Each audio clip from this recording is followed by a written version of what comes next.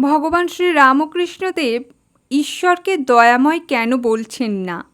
তিনি বলছেন, কালীঘরের সামনে শিখরা বলেছিল ঈশ্বর দয়াময়।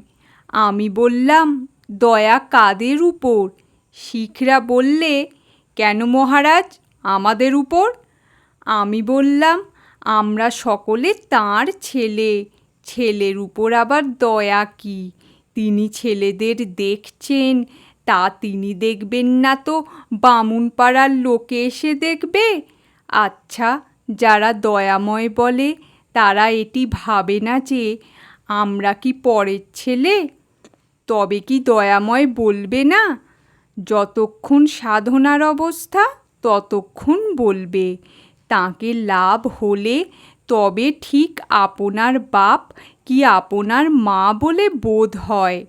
যতক্ষণ না ঈশ্বর লাভ হয় ততক্ষণ বোধ হয় আমরা সব দূরের লোক, পরের ছেলে।